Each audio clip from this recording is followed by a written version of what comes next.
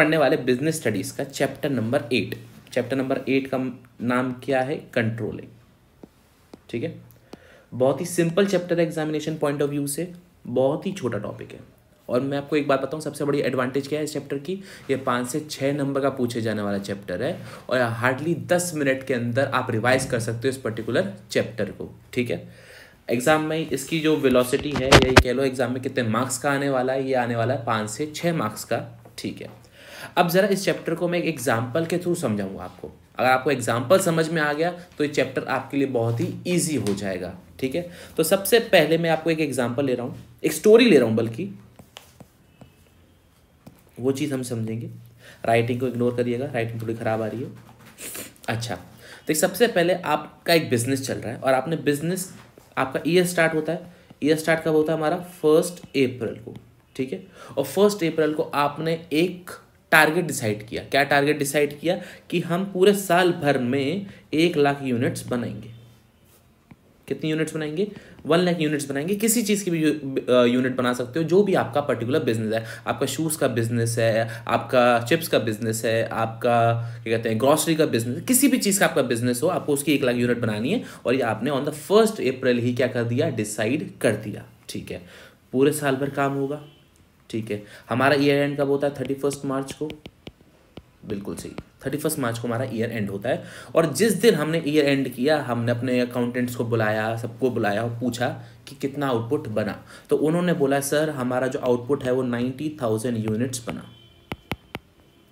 अब आपके दिमाग में एक बात आती है, फिर आपने बोला कि शर्मा जी ज़रा बजट स्टेटमेंट लेकर आइए, हमने कितना डिसाइड किया था। तो वो आपने बजट स्टेटमेंट देखा कि आपने कितना डिसाइड किया हुआ है, आपने 1 लाख यूनिट डिसाइड किया हुआ है, बट बना कितना है? 90,000 यूनिट्स बना हुआ है। तो आपको पता लगा, रे बाप 10,000 यूनिट का डिफरेंस आ चुका है।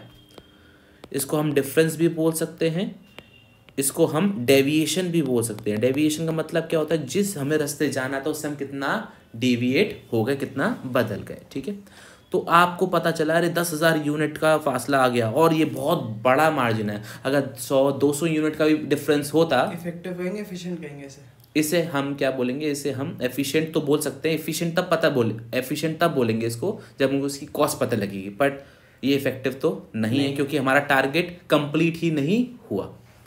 अच्छा, तो 10,000 यूनिट का डिफरेंस आ गया and it's a major difference. अगर 100, 200, 500 यूनिट तक का भी होता तो हम कह सकते थे कि हाँ भी कुछ इतना चलता है। लेकिन 10,000 यूनिट मतलब आप कह सकते हो 10% हमारा जो रिजल्ट है वो वेरी कर गया, and that's a huge difference. तो आप क्या करोगे? आप एक रिपोर्ट मंगवाओगे किससे? प्रोडक्शन मैनेजर से या जो भी आपके सुपरवाइजर उससे, कि ये जो डिफरेंस आया, ये जो डिफरेंस आया 10,000 यूनिट्स का, ये क्यों आया? इसके पीछे क्या कारण रहे? तो आपको कुछ दिनों बाद एक रिपोर्ट मिलती है और रिपोर्ट में बहुत सारे कारण मिले आपको। सबसे पहला कारण तो आपको मिला कि भैया इस साल लॉकडाउन हुआ था और लॉकडाउन होने की वजह से 2-3 महीने तो फैक्ट्री बंद रही थी, इसलिए प्रोडक्शन हैम्पर हुआ। चलो, एक्सेप्टेबल रीजन है। ठीक है सॉरी। दूसरा रीजन आपको पता चला कि लॉकडाउन के बाद ऑल्टरनेट डेज पे आपकी फुल कैपेसिटी पे आपके एम्प्लॉयज नहीं आए थे, मतलब ऑल्टरनेटिवली आपके एम्प्लॉयज आए थे, क्योंकि गवर्नमेंट के रेगुलेशंस ही कुछ ऐसे थे कि आप 100% कैपेसिटी पे काम नहीं कर पा रहे थे, आप 50% कैपेसिटी पे काम कर रहे थे। This can be also acceptable reason. ठीक है, थर्ड रीजन आपको पता चला। थर्ड रीजन क्या था? एम्प्लॉयज के बीच में फाइट बहुत हुई थी। एम्प्लॉयज के बीच में फाइट्स हुई थी, तो हर महीने में 1-2 फाइट हो जाती है, तो 2-3 घंटे आपका उससे काम हैम्पर रहता है। क्यों? जस्ट बिकॉज क्योंकि सब एक दूसरे को मनाने में लग जाते हैं या कॉम्प्रोमाइज़ करवाने में लग जाते हैं। अच्छा, इसके बाद क्या बात हुई कि लाइट बहुत गई थी। ठीक है, लाइट फ्लक्चुएशन का बहुत हुआ था, तो मशीनरी बहुत बार ख़राब हुई थी, तो उसकी रिपेयर मेंटेनेंस बहुत ज़्यादा हुई थी। अच्छा, इसके अलावा और भी कुछ रीज़न हो सकते हैं, बिल्कुल हो सकते हैं। कुछ हॉलीडेज पड़ गई आपकी, वो कहते हैं होली ब्रेक हो गया, आपकी दिवाली ब्रेक हो गया, तो बहुत सारे ब्रेक्स होते हैं, तो वो सारी चीज़ें हो गई। तो आपको ये सारे कारण पता चले जिस वजह से ये 10,000 यूनिट्स का जो डिफरेंस आया है वो ये आया है। अब बात आती है कि आप तो मैनेजर हो, आप तो बॉस तो हो नहीं, तो आप ये बात सारी किसको बताओगे? ऑब्वियस ये बात है, आप टॉप मैनेजमेंट को बताओगे। क्यों? क्योंकि आप इन सब चीज़ों को क्या करने वाले हो, इन सब चीज़ों को सॉल्यूशन करने वाले हो, जस्ट बिकॉज ये डिफरेंस अभी आ गए 10,000 की यूनिट्स के। आप चाहते हो कि हर बार आए या ना आए, बिल्कुल भी ना आए, तो आप कोशिश करोगे ये जो कारण रहे हैं वो अगली बार ना हो, ठीक है। तो आप क्या करोगे, आप अपनी एक रिपोर्ट किसको सौंपोगे, टॉप मैनेजमेंट को सौंपोगे, ठीक है।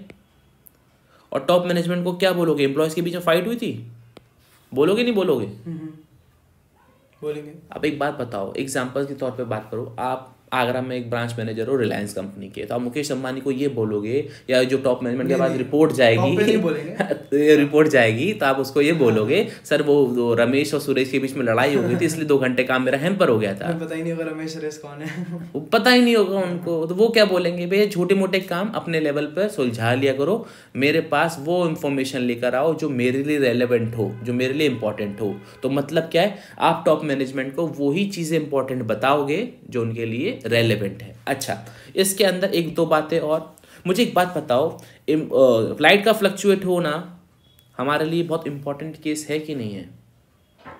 इट्स इंपॉर्टेंट केस, ये हमारे लिए एक की पॉइंट है, क्रिटिकल पॉइंट है हमारे लिए, है ना? हाँ।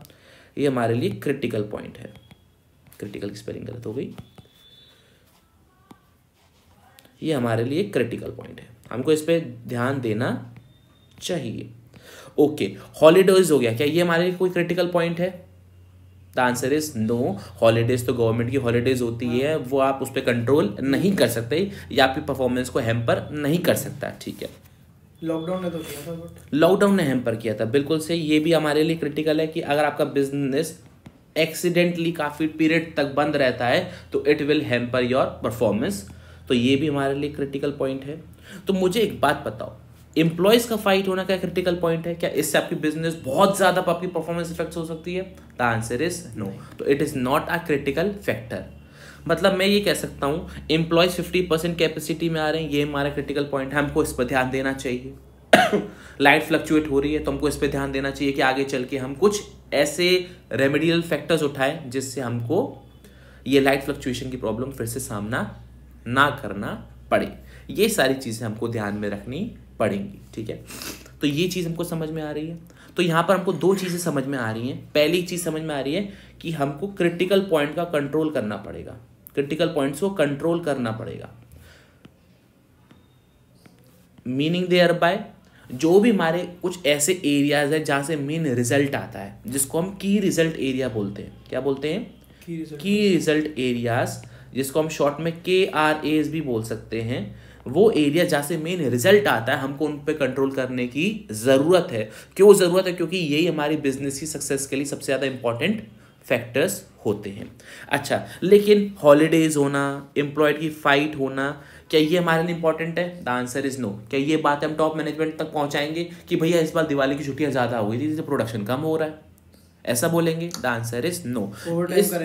ओवर टाइम करेंगे, बिल्कुल सही। तो मतलब it is not at that factor जिसको टॉप मैनेजमेंट को रिपोर्ट करना चाहिए कि रमेश और सुरेश में लड़ाई हो गई थी। एक्सेप्शन मान के चलो, खून खराब हो गया, वो बात एक्सेप्शनल हो जाती है, लेकिन एक रेलेवेंट बात नहीं है ये छोटी मोटी लड़ाई होना।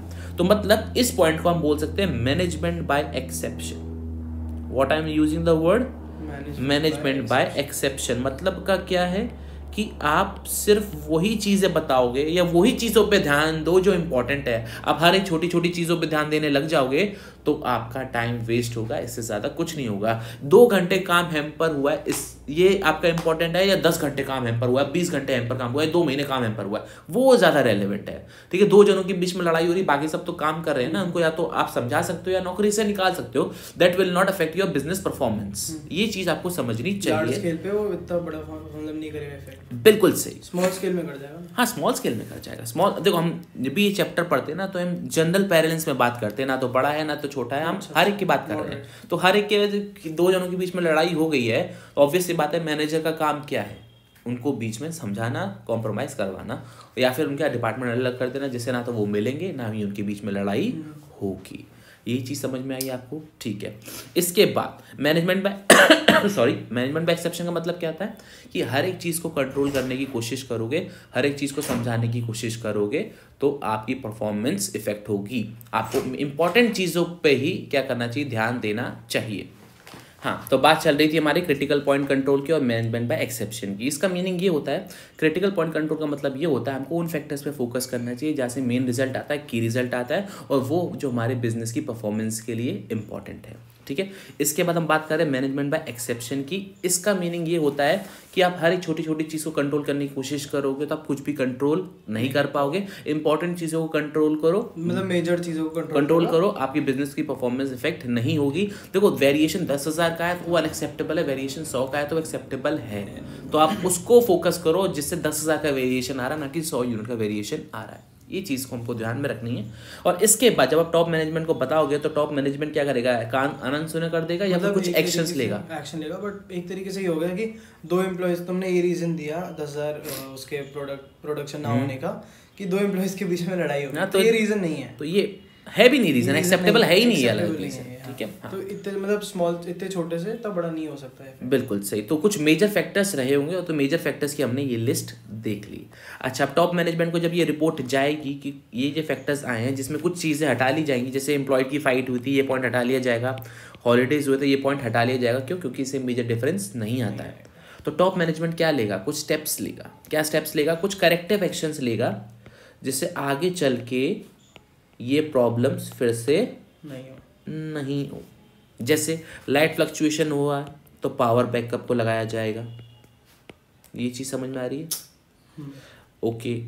अब अटेंडेंस, एम्प्लॉय की जो हमारी अटेंडेंस है वो 50% रही थी, तो वो इस बार कोशिश हो सकता है वो ओवर टाइम के लिए एम्प्लॉयज़ को मना ले, उनको ज़्यादा पैसे पे कर दे। ठीक है, लॉकडाउन का तो वो कुछ इलाज कर नहीं सकते। क्यों नहीं कर सकते भाई? क्योंकि ये गवर्नमेंट की रेगुलेशन है, तो इसका तो वो कोई ट्रीटमेंट। तो उस टाइम पे प्रोडक्शन कंजम्पशन कुछ नहीं हुआ ना। कंजम्पशन तो लोग करेंगे ना, प्रोडक्शन नहीं होगा ना उस टाइम। तो नहीं, तो फैक्ट्रीज तो बंद थी ना, बाजार तो मेन जो एसेंशियल आइटम्स है उनका बाजार तो खुला हुआ था ना। तो कंजम्पशन तो हो रहा था, बट इसका कोई ट्रीटमेंट नहीं कर पाएंगे जस्ट बिकॉज कि वो गवर्नमेंट का है। लेकिन इसका ट्रीटमेंट ये हो सकता है कि वो अपने पास स्टॉक इकट्ठा करके रख ले, प्रोडक्शन ज़्यादा कर ले, कि बाई चांस अभी फिर से कोई ऐसी सिचुएशन आती है कि लॉकडाउन लगाना पड़ जाए तो उनके पास सफिशिएंट मटेरियल हो जिसको वो मार्केट में बेच सके, तो वो स्टॉक को इकट्ठा करके रख सकते हैं। ठीक है, तो ये सारे वो एक्शंस लेंगे जिससे इन फ्यूचर ये 10,000 का जो डिफरेंस है वो नहीं आए।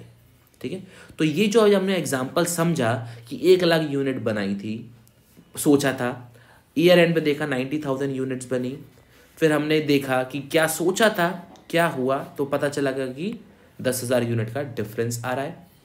फिर हमने एनालाइज किया कि डिफरेंस क्यों आए।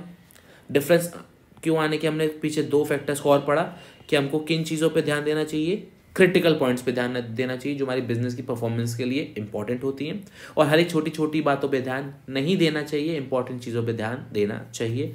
इसके बाद टॉप मैनेजमेंट को वही सारी चीज़ें बताई जाती हैं जो एक एक्सेप्टेबल लिमिट के ऊपर जा रही है। कहते हैं ना, आप लिमिट के ऊपर जा रहे हो, तो जो भी कोई चीज़ लिमिट के ऊपर जाती है तो वही ऊपर बताई जाती है, अदरवाइज नहीं। जैसे घरों में भी होता है, आप मम्मी से बहस कर लेते हो तो मम्मी जब कहती है ना बेटा तू ज़्यादा बोल रहा, पापा को बताना पड़ेगा, तो वही वाला फैक्टर इसके अंदर भी आता है। तो कोई भी चीज़ अगर आपके लिमिट के ऊपर जा रही है तो वो टॉप मैनेजमेंट को बताई जाएगी, कोई भी चीज़ लिमिट के अंदर है तो लोअर लेवल मैनेजमेंट या मिडिल लेवल मैनेजमेंट अपने आपस में ही उस चीज़ को सुलझा लेगा।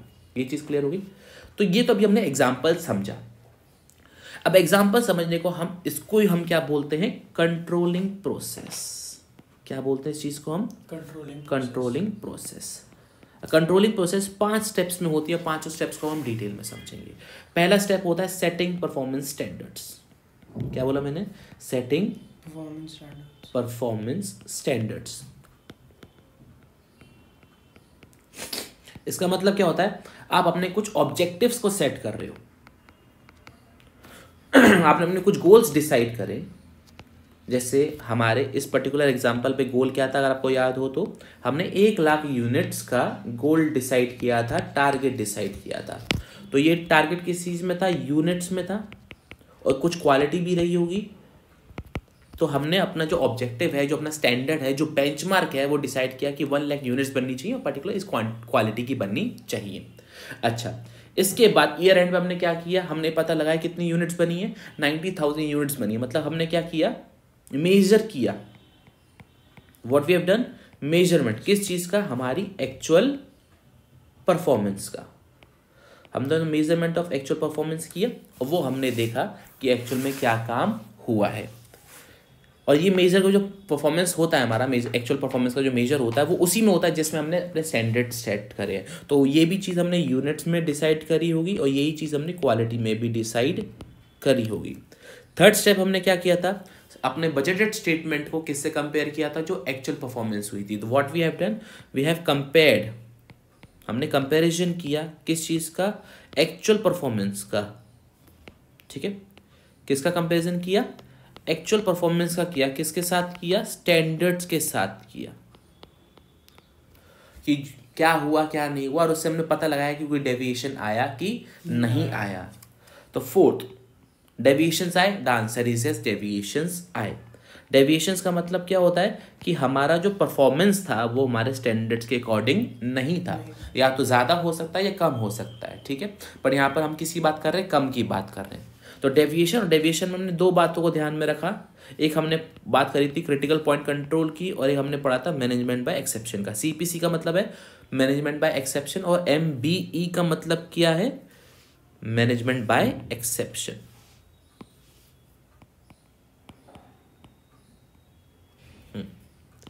CPC का मतलब क्या होता है कि आपको किन पॉइंट्स पे ध्यान देना चाहिए, आपको KRAs पे ध्यान देना चाहिए। What do you mean by KRAs, की रिजल्ट एरियाज। ये हमारे बिजनेस की सक्सेस के लिए बहुत ही ज़्यादा इंपॉर्टेंट है, क्रिटिकल है, इसलिए इसका नाम पड़ गया क्रिटिकल पॉइंट कंट्रोल। हमको उन्हीं पॉइंट को फोकस करना चाहिए जो हमारी सक्सेस के लिए बहुत ज़्यादा क्रिटिकल है। और मैनेजमेंट बाय एक्सेप्शन का मतलब क्या होता है, an attempt to control everything will result in control nothing. मतलब क्या, आप हर एक चीज़ को कंट्रोल करने जाओगे तो किसी भी चीज को कंट्रोल नहीं कर पाओगे। You have to focus only on those areas which are important to you. ठीक है, don't control everything, focus on important things. ठीक है, focus on important factors, not on all, focus on important things, important areas, not on all. ठीक है, इसके बाद fifth point क्या बोलता है, टेकिंग करेक्टिव एक्शंस। हमारे टॉप मैनेजमेंट ने कुछ एक्शंस लिए थे, पावर बैकअप बनाया था, प्रोडक्शन ज़्यादा करवाया था, ओवर टाइम करवाने की सोची थी, तो वो क्या हमारा taking sorry corrective actions.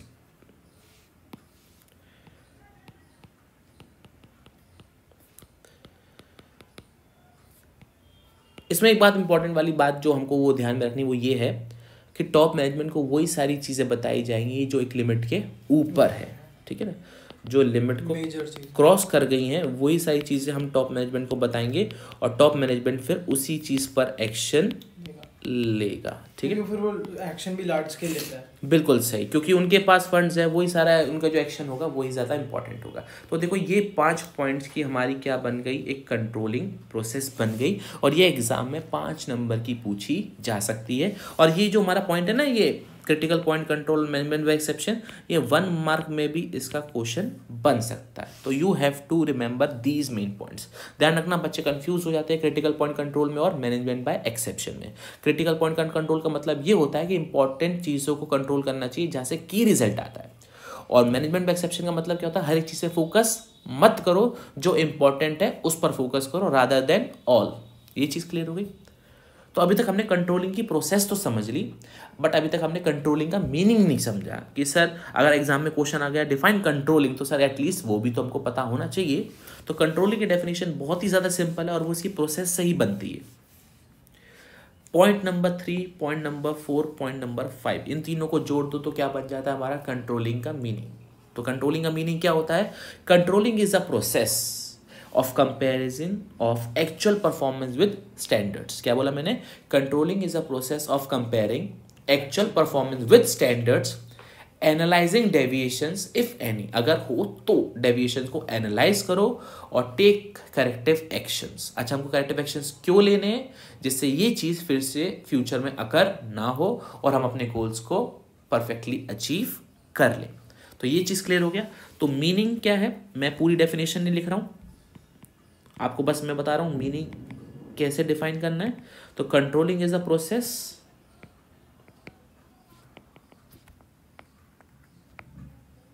Of, point number 3, comparing actual performance with standards, analysing deviations if any अगर हो तो, एंड टेकिंग करेक्टिव एक्शंस। अच्छा ये सब हम क्यों ले रहे हैं? So that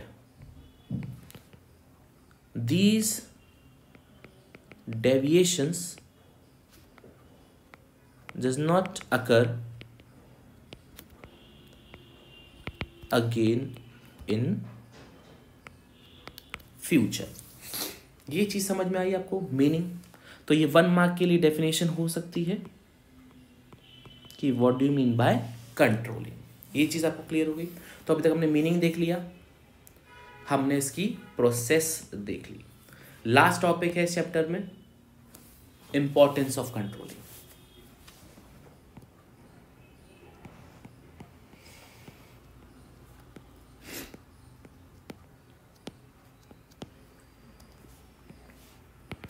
importance of controlling. Importance of controlling मतलब क्या कि कंट्रोलिंग करना जरूरी क्यों है।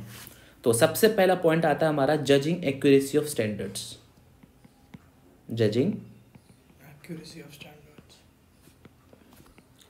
अच्छा मुझे एक बात बताओ, अगर एक 60% वाले बच्चा ये बोलता है कि मैं बोर्ड्स में 95% लेकर आऊँगा और वो पढ़ता भी नहीं है, मान के चलो अगर कोई बच्चा 60% या 70% लेकर आता है और वो बोर्ड में बोलता है मैं 95% लेकर आऊँगा, तो क्या उसने अपना स्टैंडर्ड सही सेट किया? स्टैंडर्ड सही सेट नहीं किया।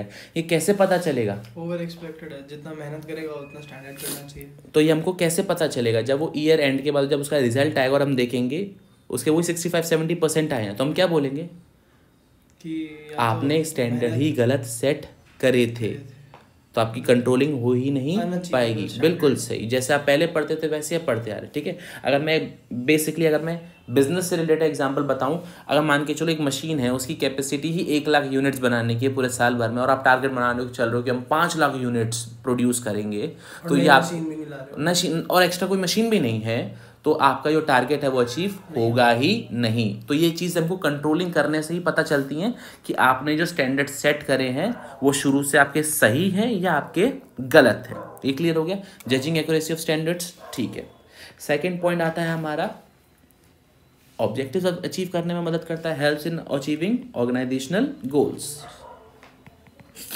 क्योंकि हम कंट्रोलिंग करते ही इसलिए क्योंकि वो हमारे को गोल्स अचीव करने में मदद करता है।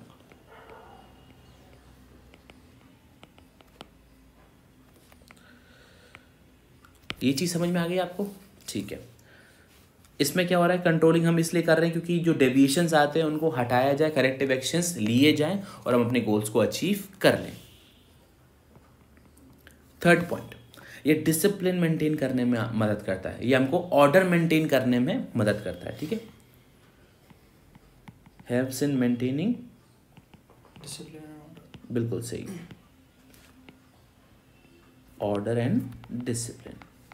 अब इससे मतलब क्या है जरा ये समझते हैं। इसका मतलब ये है कि आपको पता है कि आपके ऊपर नज़र रखी जाएगी, या आपको पता है कि आपके ऊपर नज़र रखी जा रही है, जो आप काम कर रहे हो, अगर आप काम पूरा नहीं कर पाए तो ये रिपोर्ट ऊपर तक जाएगी और आपके ऊपर रेपरकशंस भी आ सकते हैं। तो आप पहले से ही काम को ऑर्डरली करोगे और आप काम डिसिप्लिन में करोगे, आप ज़्यादा टाइम वेस्ट नहीं करोगे। क्यों? क्योंकि आपको पता है कि that your performance is being overlooked, आपकी परफॉर्मेंस को चेक किया जा रहा है। ओके, फोर्थ पॉइंट, एम्प्लॉयज को मोटिवेशन करने में भी हेल्प मिलता है। अब आता है एक सवाल, क्यों सर ऊपर तो डरा रहे हो, नीचे मोटिवेट भी करवा रहे हो सर, ऐसे कैसे एक ही तरफ में 2 अलग बातें क्यों? अच्छा एक बात बताओ, जब आपको पता है कि मेरी परफॉर्मेंस इसी चीज़ से मेरे से करी जाएगी और आपने उस परफॉर्मेंस को अचीव कर लिया, तो आपके प्रमोशन मिलेगा नहीं मिलेगा? एक एग्जांपल ले लो, घर की बात ले लो, घर वालों ने बोला बेटा 80% लेकर आ गया, जो 80% ले आया फिर तू जो मांगेगा वो तेरे को मिलेगा, तो आप खुश नहीं हो जाते हो? 80% लाने भैया, बस 80% लाने, इतनी मेहनत कर लो 80% आ जाए, फिर तो भैया घर वालों से जो मांगूंगा वो हमको मिलेगा। तो वही बात यहाँ पर आ रही है, जब आपको पता है कि इसी स्टैंडर्ड के बेसिस पे हमारी परफॉर्मेंस को चेक किया जाएगा, तो हम वो काम और भी मोटिवेट होके करेंगे। क्यों? क्योंकि वो हमको अचीव करना है। ये चीज़ समझ में आ रही है कि नहीं आ रही है? ये चीज़ क्लियर हो गई? ठीक है, फिफ्थ पॉइंट हमारा आता है कि हमको कोऑर्डिनेशन बिठाने में भी मदद करता है। ठीक है, कोऑर्डिनेशन करने में भी मदद करता है, कोऑर्डिनेशन इन एक्शन में भी मदद करता है। अच्छा, अब मतलब समझते हैं क्या है कोऑर्डिनेशन इन एक्शन। ये पॉइंट है ना जो सबसे ज़्यादा कंफ्यूजिंग पॉइंट है, जो एक बार में हमको समझ में नहीं आता कि how does coordination helps in coordination in action. मतलब क्या, जो भी हम काम कर रहे हैं, बहुत सारे काम कर रहे होते हैं बिजनेस ऑर्गेनाइजेशन के अंदर, तो उसके अंदर कोऑर्डिनेशन कैसे बिठाया जाता है कंट्रोलिंग के हिसाब से। अब देखो, कंट्रोलिंग में हम रीचेक कर रहे हैं कि जैसा काम सोचा था वैसा हुआ कि नहीं हुआ, और अगर नहीं हुआ तो क्यों नहीं हुआ, इसके पीछे क्या क्या कारण थे। तो हम जब देखेंगे कि यहाँ पर डिफरेंस आया, यहाँ पर डिफरेंस आया और यहाँ पर डिफरेंस आया, तो वी विल एनालाइज कि ये डिफरेंस क्यों आ रहा है। तो फिर हम उसी तरीके से प्लानिंग फिर से करेंगे, और प्लानिंग जैसे हम उनकी फिर से एक तरीके से कर देंगे तो आपस में ये क्या हो जाएंगे, कोऑर्डिनेट हो जाएंगे। ये चीज़ क्लियर हो गया। और लास्ट पॉइंट हम पढ़ने वाले हैं इस पर्टिकुलर चैप्टर का और इस पर्टिकुलर टॉपिक का, ये हमको रिसोर्सेज को यूटिलाइज करने में मदद करता है। वो भी कैसे, ऑप्टिमम यूटिलाइजेशन ऑफ रिसोर्सेज। ये बेटा हमने 10th में एसएसटी में जहाँ भी कोई पॉइंट नहीं मिलता था हम ये वाला चिपका देते थे, अगर याद हो तो, ऑप्टिमम यूटिलाइजेशन ऑफ रिसोर्सेज। तो वही बात यहाँ पर भी आ रही, कंट्रोलिंग भी हमको ऑप्टिमम यूटिलाइजिंग ऑफ रिसोर्सेज में भी मदद करता है। कैसे मदद करता है ऑप्टिमम यूटिलाइजिंग ऑफ रिसोर्सेज, क्योंकि आप कंट्रोल कर रहे हो तो आपको पता लग रहा है कि यहाँ वेस्टेज हो रही है, तो अगली बार जब आप काम करोगे तो वहाँ वो वेस्टेज नहीं होगी। आपको पता लगे कि यहाँ पे ये बंदा जो है ब्रेक्स ज़्यादा लेता है, तो अगली बार उसको इंस्ट्रक्शन दे दिए जाएंगे, अगर आपने ज़्यादा ब्रेक लिए तो आपकी सैलरी कट हो सकती है। तो आप टाइम के रिसोर्सेज, आप कॉस्ट के रिसोर्सेज, आप मनी के रिसोर्सेज, आप सबको क्या कर रहे हो, इफेक्टिवली यूटिलाइज कर रहे हो। ये चीज़ समझ में आई। तो ये सारे पॉइंट आपको समझ में आ गए, इंपॉर्टेंस ऑफ कंट्रोलिंग। ये 6 पॉइंट है हमारे कंट्रोलिंग के, और ये 6 मार्क्स का क्वेश्चन पूछा जा सकता है। तो इस चैप्टर से सिर्फ 2 ही चीज़ें पूछी जाएंगी, या तो आपसे इंपॉर्टेंस ऑफ कंट्रोलिंग पूछा जाएगा, या आपसे कंट्रोलिंग की प्रोसेस पूछी जा सकती है, या 1 मार्क में इसकी डेफिनेशन पूछी जा सकती है। इसके अलावा इस चैप्टर से कुछ नए और एक्स्ट्रा नहीं आएगा। और 90% अगर अब मैं बात करूँ लास्ट के बोर्ड के ट्रेंड्स की, तो इस चैप्टर में से हमेशा क्या आता है, मेजॉरिटी पर्पस पे डायरेक्ट क्वेश्चन आता है। इसमें से कोई भी केस स्टडी नहीं आती है इसमें से। तो इस बात का हमको दिमाग में ध्यान होना चाहिए। एक टॉपिक था relationship between planning and controlling, वो इस साल डिलीट हो चुका है कोर्स से। क्या टॉपिक था, relationship between planning and controlling. तो बहुत अच्छी बात है, ये इस बार ही हमको टॉपिक नहीं पढ़ना क्योंकि ये कोर्स से डिलीट हो चुका है। तो बहुत ही छोटा चैप्टर था, और इसी के साथ हम ये चैप्टर को कंप्लीट करते हैं। आई होप आपको बहुत अच्छे से समझ में आ गया होगा। Thank you.